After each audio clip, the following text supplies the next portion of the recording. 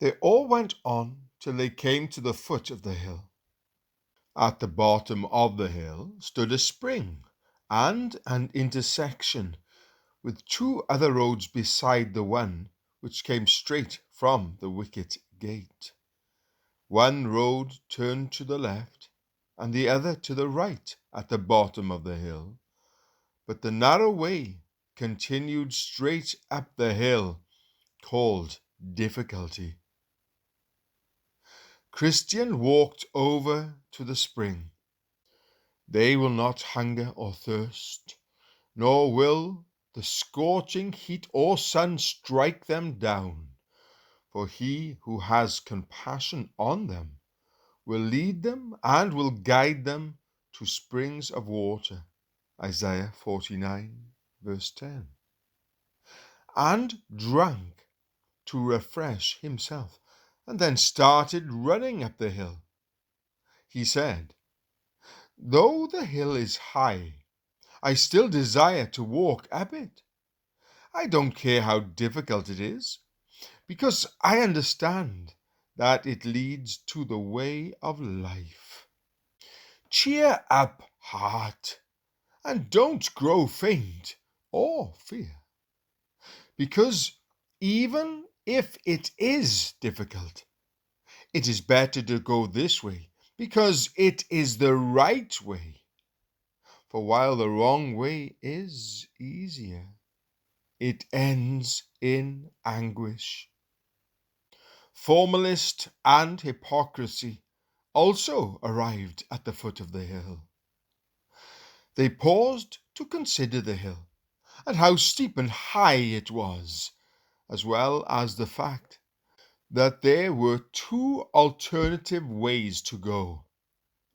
They assumed that these two easier ways would meet up with the narrow way on the other side of the hill, and decided each to choose one of the alternative roads. The name of one of those roads was Danger, and the name of the other Destruction. So one turned to take the way called Danger, which led him into vast woods, and the other took the way to Destruction, which led him into a wide field full of dark mountains, where he stumbled and fell, never to rise again. I looked toward Christian to see how far he had made it up the hill, but the steepness of the hill had caused him to slow his pace from running to walking, and from walking to clambering on his hands and his knees. Now, about halfway to the top of the hill, Christian came to a pleasant, shady resting place, made by the Lord of the hill for the refreshment of weary travellers.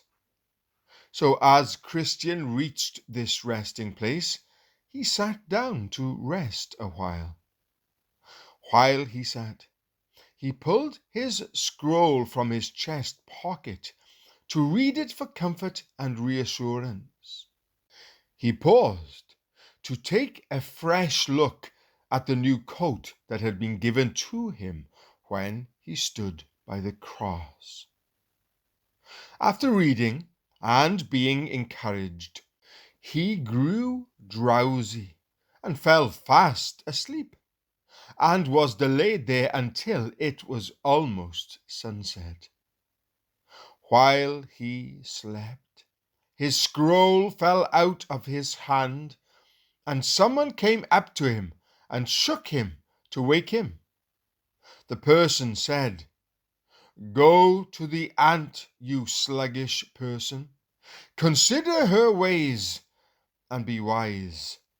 Proverbs chapter 6, verse 6.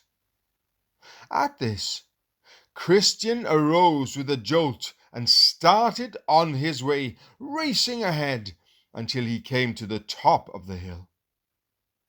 Now, when he reached the top of the hill, two men came running toward him in full flight from the opposite direction. The name of the one was Timorous, and the other Mistrust. Christian greeted them with a question. "Sirs, what's the matter? You are running the wrong way." Timorous answered, "We were going to the city of Zion and made it up this hill difficulty, but the further we go, the more danger we encounter. So we decided to turn around and are returning home again." Mistrust nodded his agreement. "Yes, this is true. Just ahead of you, lying directly in the way, are a couple of lions. We weren't sure if they were awake or asleep, but we couldn't bear to think of what would happen if we came within their reach. They'd pull us to pieces." Christian looked wide-eyed at the two men. "You make me afraid," he admitted. "But on the other hand, where else would I flee for safety? If I go back to my home in the city of destruction, it is destined for judgment and awaiting fire and brimstone. I would certainly perish there. However, if I can get to the celestial city, I am sure to be safe there. I must press onward. To go back is nothing but death, but to go forward, though I may fear death, life everlasting is beyond. I will still go forward." Mistrust and Timorous just shook their heads and ran down the hill, while Christian continued forward on his way. As he went, Christian pondered what he had heard from these men, and he felt for the scroll in his pocket, so he might read it and be assured and comforted. To his surprise, his fingers searched his empty pocket. The scroll wasn't there. Panic filled him, and he became very distressed. He didn't know what to do, for he had turned to the scroll for relief from his fears.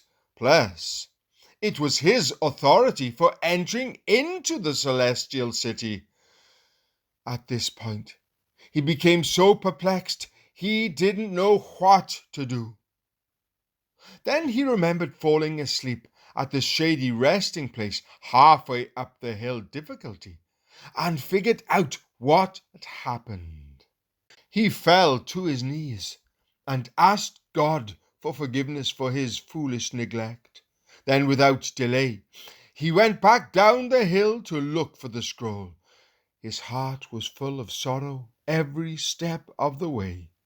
Sometimes he sighed, sometimes he wept, and he often chided himself for being so foolish as to fall asleep in that place. After all, it had been established for the purpose of modest refreshment from his weariness. He travelled back down the hill further and further, carefully looking on this side and on that.